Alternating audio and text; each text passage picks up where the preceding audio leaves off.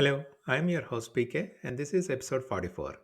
On LinkedIn, I have a newsletter, The Secured Path, and few days ago, I wrote the second edition titled The Hidden Challenges of DIY Financial Planning. Later, in episode 43, I had my AI co host discuss the article and they explored how the challenges appear in different real life scenarios.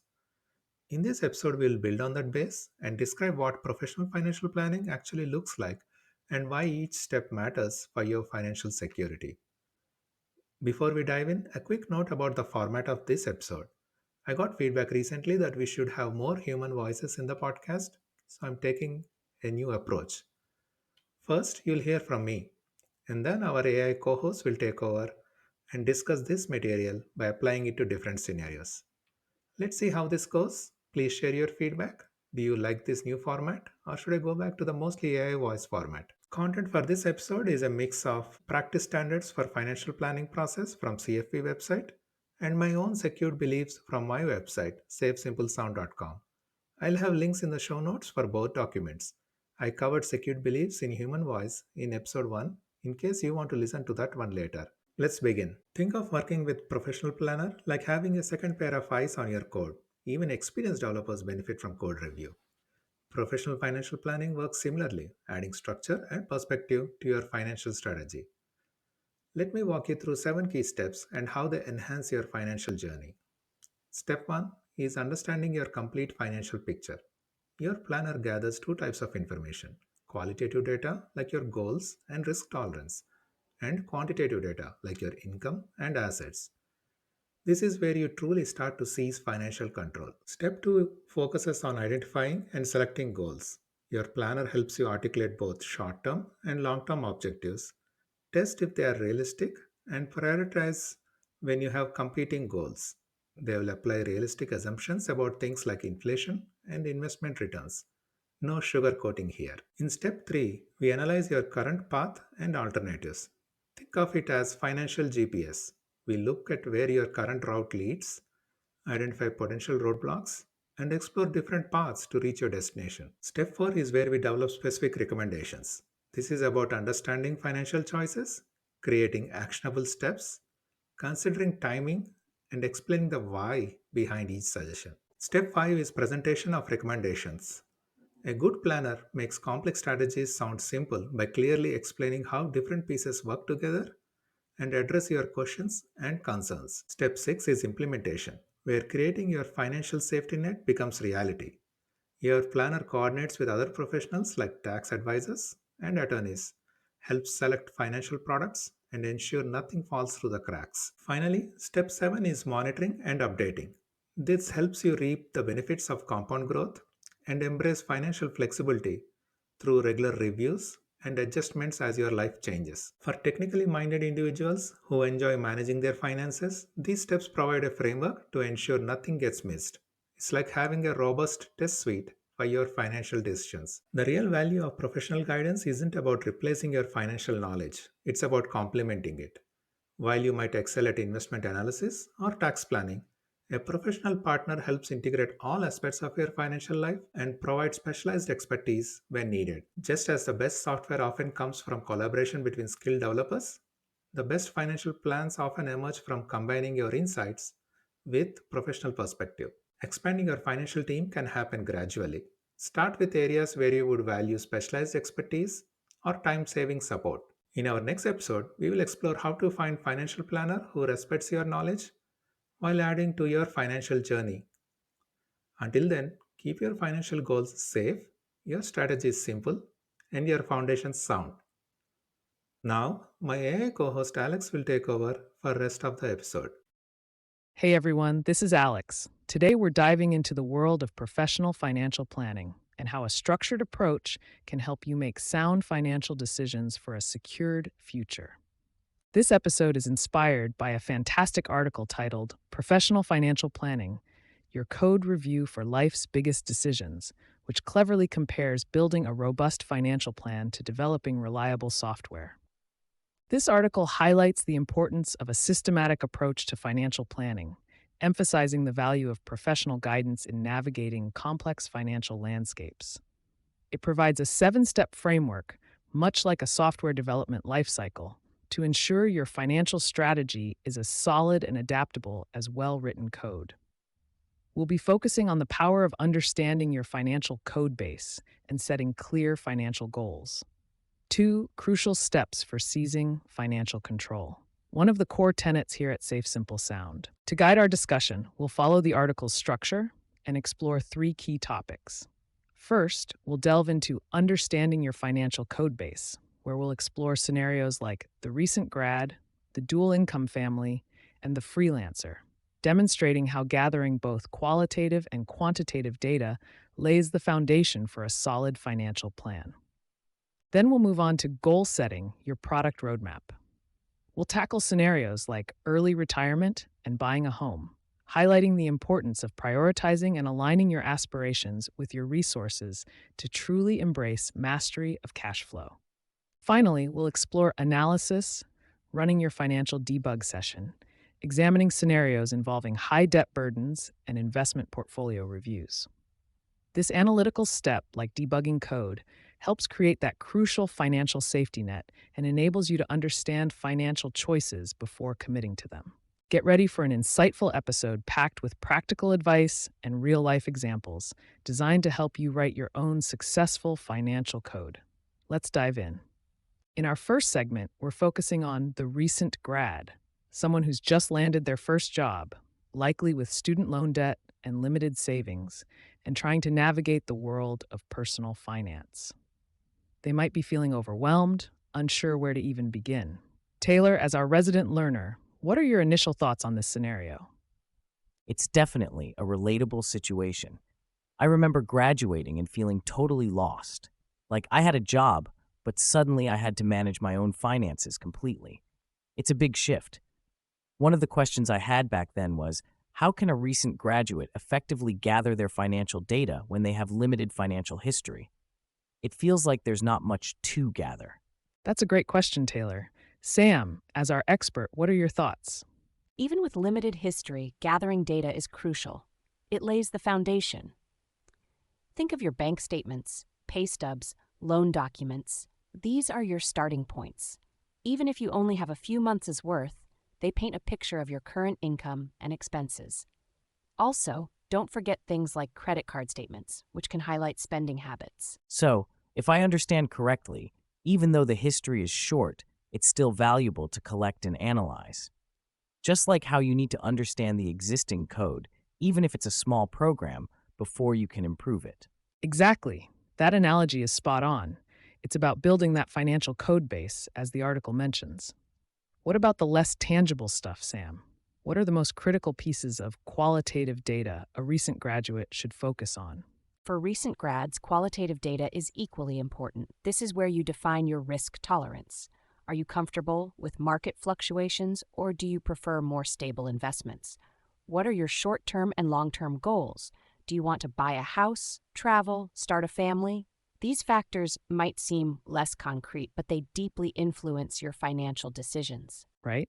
So it's not just about the numbers, it's about your values and aspirations too. Taylor, how do you think understanding this financial code base empowers recent graduates to make informed financial decisions? Well, if you know where your money is going and what you want to achieve, you can start making conscious choices. For instance, if you realize you're spending a lot on takeout and your goal is to save for a down payment, you can adjust your spending accordingly.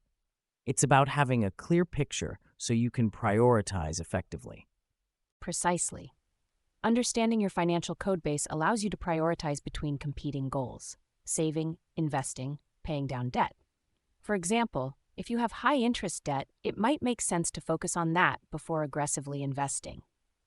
A simple example: if your student loan interest is 7% and you're only earning 5% on investments, paying down the loan offers a better return. That's a great practical example. So to recap, even with limited history, gathering both quantitative and qualitative data is essential for recent graduates. This allows you to see your current financial picture, identify your goals, and make informed decisions about prioritizing saving, investing, and debt repayment. This also helps prevent common misconceptions, like thinking you need a lot of money to start financial planning. Now, What about when you introduce a second income and shared financial responsibilities? In our next segment, we'll explore the complexities of financial data gathering for dual income families. Before we move on, a quick call to action for our listeners, especially recent grads. Start tracking your income and expenses using budgeting apps and organize your loan documents. This is the first step towards building your financial code base. Imagine a family with two working parents and young children.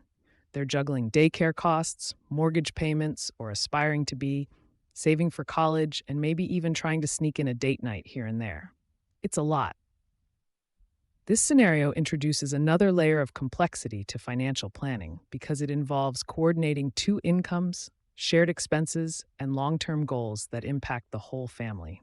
Sam, how can a dual income family efficiently track their combined finances and shared financial goals? The key is transparency and communication. A joint account for shared expenses is a good starting point. However, maintaining some individual accounts can also be beneficial for personal spending and retaining a sense of financial independence. There are excellent budgeting apps and software designed for couples that can sync multiple accounts and categorize expenses, offering a clear picture of where their money is going. That makes a lot of sense. My partner and I tried using separate spreadsheets, and it was a nightmare. Are there any specific features we should look for in these apps? Look for features that allow you to set shared budgets, track progress towards specific goals like a down payment or college fund, and generate reports that visualize your spending patterns. Some even offer bill paying reminders and debt tracking. Beyond just the numbers, Taylor, what are some of the key qualitative factors that might influence the financial decisions of a family like this? Our reference article mentioned these are like the requirements documentation in software development. Things like risk tolerance would definitely play a role. One partner might be more comfortable with investments, while the other prefers a more conservative approach. Also, their family values might influence their spending priorities. For example, education might be paramount, leading them to prioritize college savings over, say, a bigger house. Exactly. Children, aging parents, or health concerns are all qualitative factors that shape their financial roadmap. Understanding these priorities is just as important as crunching the numbers. A professional planner can help facilitate these conversations and ensure everyone is on the same page. So, with all these moving parts, what tools and resources can help families manage multiple financial goals simultaneously? Prioritization is key. Visual tools like mind maps or even simple lists can help. Start by listing all your goals, then rank them in order of importance. This allows you to allocate your resources strategically. Software can help you model different scenarios, showing the impact of prioritizing one goal over another. For example, you could see the long-term effect of increasing retirement contributions versus maxing out college savings. So, if I understand correctly, it's about combining the quantitative data from budgeting apps with the qualitative family discussions to create a comprehensive plan that reflects everyone's needs and priorities. Precisely. It's about aligning your financial code base with your product roadmap, as Sam mentioned earlier, referencing our article. So we've covered the importance of tracking combined finances, identifying key qualitative factors, and using tools to manage multiple goals. The key takeaway here is communication and a shared understanding of your family's financial landscape. This has been really helpful, Alex. I feel much more equipped to tackle our family finances now. Great. As a call to action for our listeners, schedule a family meeting this week. Discuss your financial goals, create a shared budget, and explore some of the tools and resources we discussed. This is a crucial first step in building a strong financial foundation for your family. Now let's shift gears and talk about another group that often faces unique financial challenges: freelancers. They might be juggling multiple clients, experiencing income fluctuations, and managing their own benefits. It's a whole different ballgame, isn't it? Absolutely. My best friend is a freelance graphic designer, and her income is like a roller coaster. One month she's flush, the next she's scrambling. It makes planning anything, let alone retirement, seem really daunting. Exactly. Sam, as a financial planner, What are the specific challenges freelancers face in gathering and analyzing their financial data? Our article, Professional Financial Planning Your Code Review for Life's Biggest Decisions, talks about building a financial code base, and it seems extra tricky for freelancers. You're right, Alex. For freelancers, the code base, as we called it, can be much harder to assemble. Consistent pay stubs and W-2s are replaced by a mix of invoices, 1099s, and potentially multiple income streams. This makes it difficult to get a clear picture of their overall income and cash flow. They might also struggle with separating business and personal expenses, which is crucial for accurate tax reporting and financial planning. So, if I'm understanding correctly, it's like trying to debug code with inconsistent variable names and no clear documentation. Precisely. And that brings us to Alex's second question, projecting future financial needs. This is even more challenging with unpredictable income. Right. How can freelancers with fluctuating income project their future financial needs and goals, Sam? It's hard to budget when you don't know what's coming in next month. One approach is to calculate an average income over the past few years, considering both high and low earning periods. This creates a more realistic baseline than just looking at the most recent month.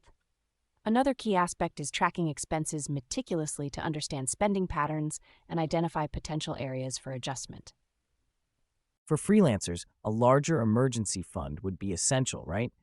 Given the income variability, they might need a bigger cushion to cover lean months. Exactly, Taylor. A robust emergency fund is non-negotiable for freelancers. It's their financial safety net. And what about the complexities of self-employment taxes and retirement planning? What resources can help freelancers navigate these challenges, Sam? Several resources are available. The IRS website provides information on self-employment taxes. There are also financial planning software packages specifically designed for freelancers. These can help with tracking income, projecting taxes, and even setting up retirement accounts like CPIRAs or solo 401ks. Consulting a financial advisor specializing in working with self-employed individuals can provide personalized guidance. So if I were a freelancer, I could start by tracking my income and expenses diligently, building a larger emergency fund, then explore freelancer-specific software, and consider a dedicated retirement account. That's an excellent summary, Taylor. You've got it. Great points, everyone. So, key takeaways for our freelancer listeners: embrace detailed record keeping, project your income conservatively based on historical data, prioritize a robust emergency fund, and leverage resources like freelancer-specific software and professional advice to navigate the complexities of self-employment taxes and retirement planning. Your call to action today: explore financial planning software designed specifically for freelancers, and consider setting up a separate retirement savings account. Now, moving from managing fluctuating income, let's consider another financial goal that often requires careful planning: early retirement. This brings us to our next scenario. Many people dream of retiring early, trading in the 9 to 5 for travel, hobbies, or simply more time. But figuring out how much you need to save and what lifestyle adjustments you might need to make can be daunting. Taylor, I imagine this is a topic that resonates with many of our listeners. What are your initial thoughts on this? Absolutely, Alex. Early retirement sounds amazing, but realistically, it feels like a far-off dream. I'm always wondering, how much is enough to retire early? And how do you even begin to plan for something so far in the future, especially with the market constantly fluctuating? This reminds me of our discussion about understanding your financial code base. If you don't have a handle on your current situation, planning for the future seems impossible. That's a great point, Taylor, and a perfect segue to our first question. How can individuals set realistic early retirement goals considering market volatility and life expectancy? Sam, I'd love to hear your expert perspective. Setting realistic goals is crucial. First, determine your desired retirement age and estimated life expectancy. Online calculators can help with this. Then, consider your desired retirement lifestyle. Will you be traveling extensively, pursuing expensive hobbies, or living a more modest life? This will influence your spending needs. Finally, factor in inflation. A dollar today won't buy the same things in 20 or 30 years. A financial planner can help you model different scenarios using various inflation and market return assumptions. So if I want to retire at, say, 55, I need to project my expenses until potentially 95 or even 100. That's a long time. And how do you account for unexpected expenses like healthcare costs, which are likely to increase significantly over time? Excellent question. That's where having a buffer is important. Don't just calculate a bare minimum. Add a margin of safety for unexpected costs and potential market downturns. A professional can help determine an appropriate buffer based on your risk tolerance. For example, a conservative approach might add 20 to 30% to your estimated needs. That leads nicely into our second question. What are the trade-offs involved in pursuing early retirement versus other financial goals? For example, saving aggressively for early retirement might mean delaying homeownership or having less disposable income now. That makes perfect sense. It's like prioritizing features in software development. You can't have everything all at once. So if I'm focused on early retirement, I might have to scale back on other goals, like saving for a down payment on a house, right? Exactly. It's about prioritizing and making conscious choices. A financial planner can help you visualize these trade-offs and create a balanced plan that aligns with your values and overall life goals. And finally, how can a financial planner help individuals develop a roadmap for achieving their early retirement aspirations? A planner will take all the information we've discussed, your desired retirement age, lifestyle expectations, risk tolerance, current savings, and other financial goals, and create a personalized roadmap. This includes determining your target savings rate, recommending appropriate investment strategies, and suggesting lifestyle adjustments if necessary. They'll also help you monitor your progress and adjust the plan as needed. Think of it as your financial CI/CD pipeline, as the article mentioned, constantly iterating and improving. So to recap, planning for early retirement involves projecting your expenses over your entire lifespan, factoring in inflation and unexpected costs, and understanding the trade-offs between early retirement and other financial goals. A financial planner can be invaluable in navigating this process. For our listeners who are intrigued by the idea of early retirement, I encourage you to use a retirement calculator to estimate your savings needs and research different early retirement strategies. We'll link to some helpful resources in the show notes. Now, let's shift gears to another major financial milestone many people strive for: buying a home. This is often the single largest purchase someone makes in their lifetime, so getting it right is crucial. Our scenario today focuses on a couple wanting to buy their first home but feeling uncertain about affordability, mortgages, and the long-term financial implications. Sam, welcome back to the podcast. Thanks for having me, Alex. It's a great topic to cover. Absolutely. This scenario is incredibly common. Taylor, have you started thinking about buying a home yet? It's definitely on my radar, Alex, but it feels a bit overwhelming. Like, how do you even know if you can afford a house? That's my biggest question right now. Where do you even start? That's an excellent starting point, Taylor, and leads perfectly into our first question. How can potential homebuyers assess their affordability and determine the right time to enter the housing market? Sam, what are the first steps? The initial step is understanding your complete financial picture. This aligns with the Understanding Your Financial Codebase section from our reference article. Just like a software developer analyzes code, you need to analyze your income, expenses, assets, and debts.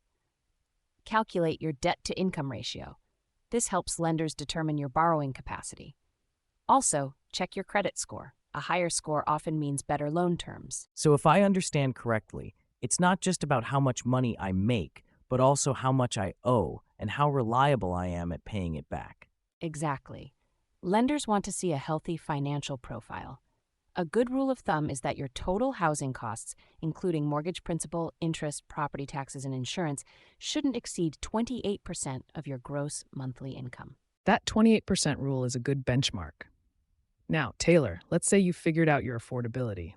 Our next question is about mortgage options. What are the different mortgage options available, and how can buyers choose the best fit for their financial situation? Sam? There are several types of mortgages. The most common are fixed-rate mortgages, where the interest rate stays the same throughout the loan term, and adjustable rate mortgages, where the rate can fluctuate after an initial fixed period. Fixed rate offers stability and predictability, while ARMs can initially be more affordable but come with the risk of rising rates. This reminds me of what we discussed about risk tolerance in previous episodes. Choosing between a fixed rate and an ARM is like choosing between a stable, predictable investment and one with potential for higher returns, but also higher risk. Precisely, Taylor. Excellent connection. Now, for our final question, let's talk hidden costs. What are the hidden costs of homeownership, and how can buyers prepare for these expenses, Sam? Beyond the mortgage itself, there are property taxes, homeowners insurance, potential HOA fees, maintenance, and repairs. These can add up significantly. A good practice is to set aside a portion of your budget for ongoing maintenance and unexpected repairs. Great point, Sam. So to recap, we discussed assessing affordability, comparing mortgage options, and factoring in those hidden costs. Buying a home is a complex process, but by following these steps, potential homebuyers can make informed decisions. This has been really helpful in clarifying things. It seems like understanding your financial code base, as the article mentions, is the crucial first step. Absolutely. Now, for our listeners, your call to action is to get pre-approved for a mortgage and research different neighborhoods to understand the local housing market. This will give you a much clearer picture of what's realistically within your reach. Let's shift our focus to a different kind of analysis, one that many people find particularly stressful: managing a high debt burden. Imagine someone struggling to make ends meet each month, juggling multiple credit card payments and loans with high interest rates. This scenario, sadly, is all too common. It's what we're calling the high debt burden scenario. Sam, Taylor, let's dive into some strategies for navigating this tricky situation. Taylor, starting with you, what comes to mind when you think about tackling a mountain of debt? Panic, mostly. It feels overwhelming, right? I think about those different debt repayment methods I've heard about, like the snowball and the avalanche. But honestly, I'm not totally clear on how they work or which is better. That's a great place to start. Sam, can you break down those two methods for us? Our first question for this section was about different approaches to debt repayment. Absolutely. The debt snowball method focuses on building momentum. You list your debts from smallest balance to largest, regardless of interest rate, and focus on paying off the smallest one first. Once that's cleared, you roll the amount you were paying on that debt into the next smallest, and so on. It's psychologically rewarding because you see quick wins early on. The debt avalanche, on the other hand, prioritizes paying off the debts with the highest interest rates first, regardless of the balance. This method saves you the most money in the long run because you're tackling the most expensive debt first. So if I understand correctly, snowball is about motivation and avalanche is about maximizing savings. Precisely. That's a perfect summary, Taylor. Our second question revolves around negotiating with creditors and debt consolidation. Sam, could you elaborate on these options? Negotiating with creditors directly can be surprisingly effective. Explain your situation honestly and propose a lower interest rate or a modified payment plan. They might be willing to work with you to avoid losing you as a customer. Debt consolidation involves taking out a new loan, often at a lower interest rate, to pay off multiple existing debts. This simplifies your payments and can save you money on interest if you secure a favorable rate. However, there are fees to consider, and it's crucial to avoid accumulating more debt on the consolidated loan. Knowing exactly how much you owe, to whom, and at what interest rate is vital before you can even begin to strategize. It also highlights the importance of qualitative data, like your risk tolerance. Are you comfortable with a potentially longer repayment period if it means lower monthly payments? Excellent connection, Taylor. Sam, our final question for this section focuses on the long-term impact of high debt. Carrying high debt can significantly impact your financial health and well-being. It limits your ability to save for the future, invest, and handle unexpected expenses. High debt levels can also negatively affect your credit score, making it harder to qualify for loans or secure favorable interest rates in the future. Addressing debt frees up resources, reduces stress, and allows you to build a stronger financial foundation. So, to recap, we've covered the snowball and avalanche methods for debt repayment, negotiating with creditors, and exploring debt consolidation. Sam highlighted the long term benefits of reducing your debt burden. Taylor, what's your main takeaway from this discussion? For me, it's the importance of having a clear understanding of your debt and then choosing a strategy that aligns with both your financial situation and your personality. Whether it's the motivating snowball or the financially savvy avalanche, finding the right fit is key. Excellent point. For our listeners, the call to action is this: list all your debts, including interest rates and minimum payments. Then explore the resources available for debt management, like credit counseling services or online debt repayment calculators. We just talked about managing a high debt burden, focusing on strategies like the debt snowball and avalanche methods. But what if you're relatively debt-free and ready to take a closer look at your investments? That brings us to another crucial part of our financial debug session: investment portfolio review. Let's imagine someone, let's call her Maria, who's been investing for a while, but hasn't really taken a deep dive into her portfolio recently. She's heard about market fluctuations, different investment strategies, and feels a little overwhelmed. This is where a financial debug session, like we're discussing, becomes incredibly valuable. Sam, in this scenario, how can Maria assess the performance of her current investments and pinpoint areas for improvement? The first step is gathering data, much like we discussed earlier. Maria needs a clear picture of her current holdings, what she owns, how much each investment is worth, and how it has performed historically. Then she needs to benchmark those returns against appropriate market indices. For example, if she's heavily invested in large-cap U.S. stocks, comparing her returns to the S&P 500 can provide a useful yardstick. So if her returns are significantly lower than the benchmark, that's a red flag. It could be. It warrants further investigation. It might indicate that her chosen investments are underperforming, or perhaps her fees are excessively high, eating into her returns. That leads perfectly into my next question. What are the key metrics for evaluating an investment portfolio beyond simply looking at returns? You mentioned fees, and I know terms like asset allocation and diversification are important. Can you unpack those for us? Absolutely. Asset allocation refers to how your investments are spread across different asset classes: stocks, bonds, real estate, etc. This is crucial for managing risk. Diversification means spreading your investments within each asset class. You don't want all your eggs in one basket, even within stocks, for example. Finally, expense ratios, which represent the annual cost of managing a fund, can significantly impact long-term returns. Even small differences in fees can snowball over time. Precisely. A seemingly small 1% difference in fees can compound to a substantial amount over decades. So, how can a financial planner help optimize a portfolio like Maria's to achieve those better risk-adjusted returns? A financial planner brings several advantages. First, they can provide an unbiased perspective. It's easy to become emotionally attached to investments, but a planner can objectively assess whether they still align with Maria's goals and risk tolerance. Second, they have the expertise to analyze complex investment products and strategies. Third, they can help Maria build a personalized financial plan that integrates her investment portfolio with her other financial goals, like retirement planning or buying a house. So if I understand correctly, a planner can help connect all the pieces of the financial puzzle, like debugging code to make it run smoothly. They look at the big picture, not just individual lines of code, or investments in this case. Exactly. They can help optimize the whole system for peak performance. So, to recap, evaluating your investment portfolio involves more than just checking your account balance.